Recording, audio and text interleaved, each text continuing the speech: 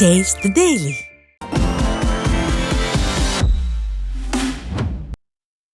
விவசாயிகளுக்கு வழங்க வேண்டிய 50,000 இலவச மின் இணைப்புகளை விடியா திமுக அரசு உடனடியாக வழங்க வேண்டும் என தமிழ்நாடு காவிரி உழவர்கள் பாதுகாப்பு சங்கத்தினர் வேண்டுகோள் விடுத்துள்ளனர். தஞ்சாவூர் மாவட்டம் சுவாமிமலையில் செய்தியாளர்களை சந்தித்த தமிழ்நாடு காவிரி உழவர்கள் பாதுகாப்பு சங்க செயலாளர் சுந்தர விமலநாதன் 50,000 இலவச விவசாய மின் இணைப்புகள் வழங்கப்படும் என வேளாண் நிதிநிலை அறிக்கையில் அறிவித்து 7 மாதங்களை கடந்தும் திறனற்ற திமுக அரசு அரசாணை வெளியிடவில்லை என்று பொம்மை முதல்வர் அரசு மீது குற்றம் சாட்டினார். கடலூர் மாவட்டம் ஸ்ரீமுஷ்ணம் அருகே உள்ள காவாலக்குடி கிராமத்தில் 400 ஆண்டுகள் பழமையான சிதிலமடைந்த கோயிலை தரமற்ற முறையில் கட்டுவதாக கூறி விடியா அரசின் அறநிலையத்துறை மீது கிராம மக்கள் குற்றம் சாட்டியுள்ளனர். தற்போது நடைபெறும் தரமற்ற கட்டுமான பணிகளால் வழிபாடு செய்யும் போது இடிபாடுகள் ஏற்பட்டு பெரும் விபத்து ஏற்படக்கூடும் எனவும் மக்கள் அச்சம் தெரிவித்துள்ளனர். இதனால் கோவில் கட்டுமானத்திற்காக ஒதுக்கப்பட்டுள்ள 84 லட்சம் ரூபாய் நிதியை முழுமையாக செலவிட்டு தரமான முறையில் கோவில் கட்ட வேண்டும் என விடியா திமுக அரசின் அறநிலையத்துறையை மக்கள் வலியுறுத்தியுள்ளனர். செங்கல்பட்டு மாவட்டம் மதுராந்தகம் அருகே சித்தாமூர் பகுதியில் மகாத்மா காந்தி ஊரக வேலைவாய்ப்பு உறுதி திட்டத்தின் கீழ் வேலைகள் முறையாக நடைபெறாமல் நிறுத்தப்பட்டு உள்ளதை கண்டித்து பஞ்சாயத்து நிர்வாகத்தை கண்டித்து கிராம மக்கள் ஆர்ப்பாட்டத்தில் ஈடுபட்டனர்.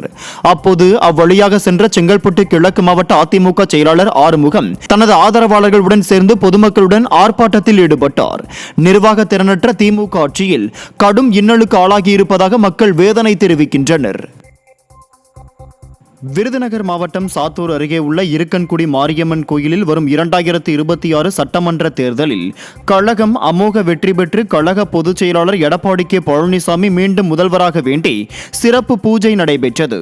கழக கொள்கை பரப்பு துணைச் செயலாளர் மாஃபா பாண்டியராஜன் தலைமையில் நடைபெற்ற இந்த சிறப்பு பூஜையில் விருதுநகர் கிழக்கு மாவட்ட கழக செயலாளர் ஆர்.கே. ரவிச்சந்திரன், முன்னாள் சட்டமன்ற உறுப்பினர் வரதராஜன், சாத்தூர் ஒன்றிய செயலாளர் சண்முகக்கனி, அருப்புக்கோட்டை நகர கழக செயலாளர் சக்திவேல் பாண்டியன், விருதுநகர் நகர கழக துணைச் செயலாளர் பா. கண்ணன் உள்ளிட்டோர் பங்கேற்றனர்.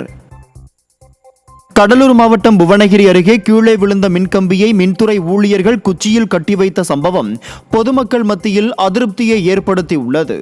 பூசித்தேரி கிராமத்தில் சில மாதங்களுக்கு முன்பு மின்கம்பியானது கீழே விழுந்துள்ளது.